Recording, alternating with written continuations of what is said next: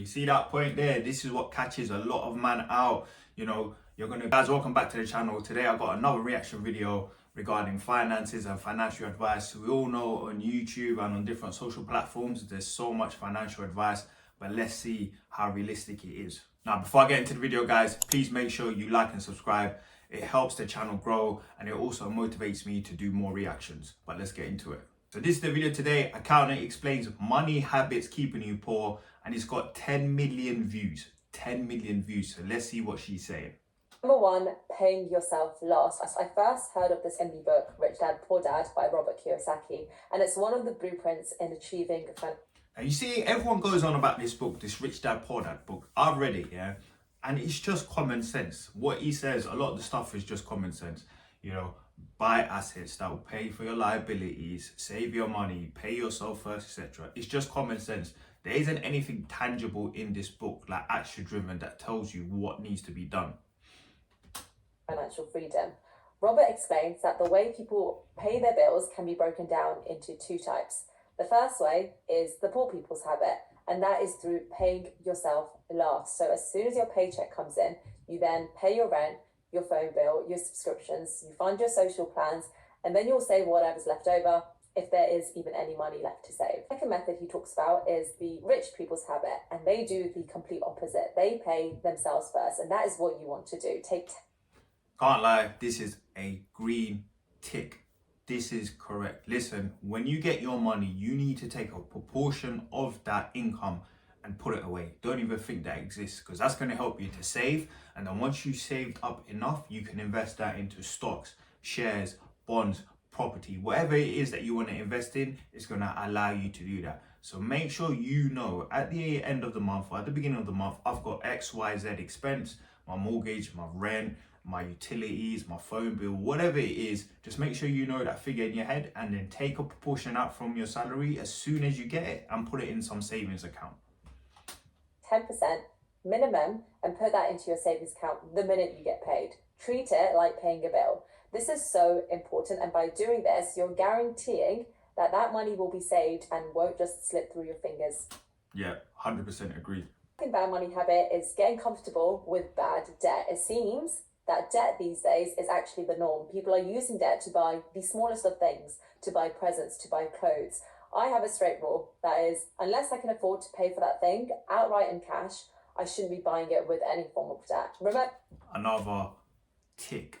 I've seen so many people, use services like Klarna to finance their clothes, trainers. I think you can even Klarna food nowadays. It is mental. Listen, if you can't afford it, just don't buy it at the end of the day. Think about it. You're going to go on expensive holidays, you're going to buy expensive clothes, whatever it is, you're going to put all of that in debt.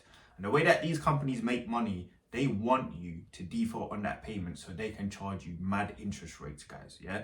So make sure you know what you're doing. If you're not financially responsible, if you're not in control of yourself, I wouldn't even recommend you getting into any debt, to be honest.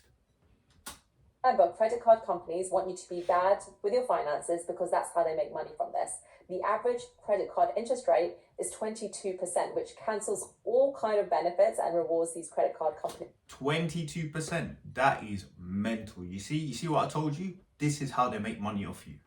These are providing if you're not able to pay them off in time. It is not having a stockpile. This ties into point number one, which is about paying yourself first. And essentially, it's saving enough so that you have a buffer behind you of about 3 to 6 months. This is super important, and it will give you peace of mind. Yes, she knows what she's talking about. That's why this video's got 10 million views. This is real advice. If you've got 6 to 7 months worth of savings, you don't know. You could get made redundant today, tomorrow, 6 months, a year down the line. You don't know. But if you've got that savings, you can mentally relax because right, I've got 7 months to look for another job. Also, even if you're not getting made redundant, things happen all the time. Your car could break down, the boiler in your house could go, something could break, and then you know that you've got that stockpile.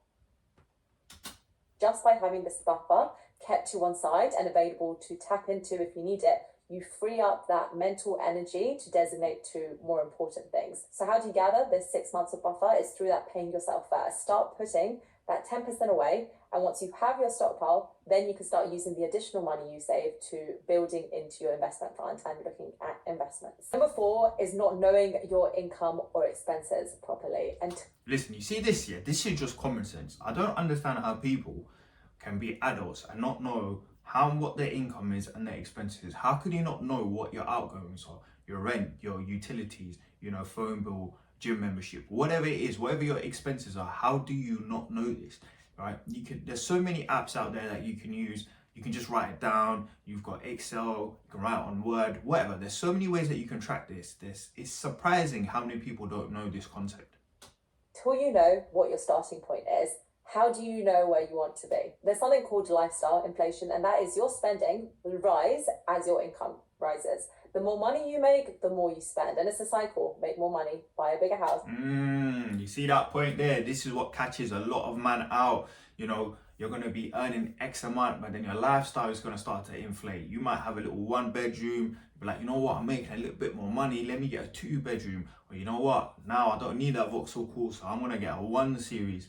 But if you can control yourself, and that's the key word throughout this whole video is control. If you can control yourself, trust me, instead of getting that next level up car or that bigger house, you could, save that money that you're earning in terms of the salary. So say, for example, you was on 30K, now you're on 50K.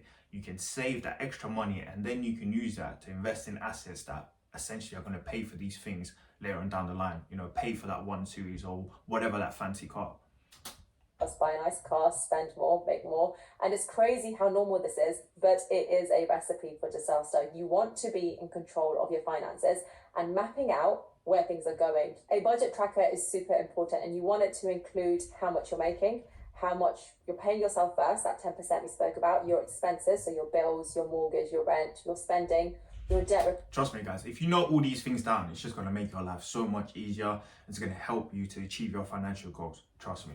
5th bad money habit is having expensive hobbies. A lot of people like to shop, and I guess, part of this is retail therapy. But again, marketing, social media, and these multi-billion-pound organizations love to tell us how much we need to spend our money and spend our cash instead of keep. You see this one is dangerous as well. Having expensive hobbies that could set you back, especially if you can't afford it.